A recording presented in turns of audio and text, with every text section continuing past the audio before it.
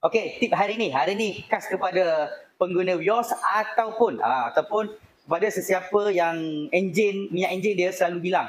Tengok enjin cun, leaking tak ada, asap putih pun tak keluar. So, tapi minyak enjin selalu kurang. Kurang tu bukan kurang sikit tau, kurang 1 atau 2 liter, banyaklah. Okey. So, saya nak terang kat sini sama kes berlaku dekat Vios ni. Okey, Vios ni owner datang bagi tahu benda yang sama, lagi satu, dia ada masalah satu lagi. Masalah satu lagi lah enjin dia berat.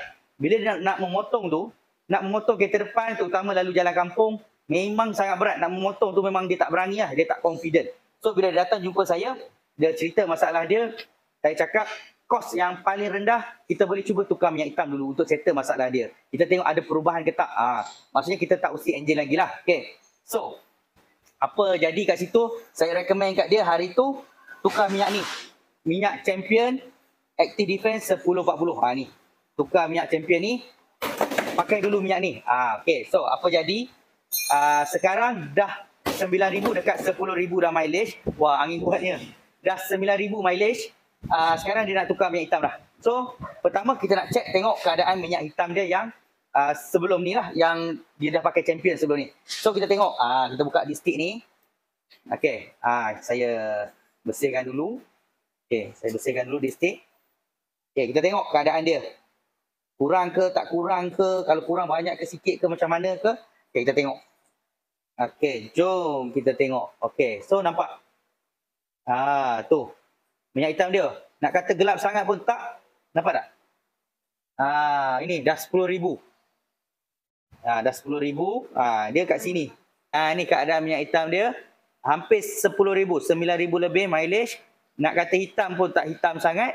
Macam kuning-kuning coklat sikit macam tu. Dan nak kata dia sikit sangat. Dia ada kurang juga. Tapi sikit sangat. Berbanding sebelum ni hampir 2 liter. Okay, so inilah hasil testing kami dekat minyak Champion untuk Toyota Vios. Mileage dah 9,000. Sekarang hari ni dia datang, dia nak tukar lagi minyak Champion juga. Sebab dia kata memang minyak ni ada power. Bila dia pakai minyak ni, dia nak motor, dia tekan je, dia terus boleh overtake kereta kat depan dengan confident. Jadi kalau siapa yang ada masalah lebih kurang masalah kereta Vios ni, boleh cuba dulu tukar minyak hitam anda. Tukar minyak hitam adalah salah satu saya punya suggestion lah. Memang anda boleh cuba minyak Champion ni. Sebab minyak Champion ni dalam tu memang ada satu adaptif, nama dia Adaptive Shield. Memang dia boleh kontrol ataupun dia tahan suhu panas untuk enjin ni. Okay, so kalau anda nak cari minyak Champion ni, nak cari, boleh datang cari kami di Fizi Motorsport Sunway Ipoh. Selamat hari ni, settle.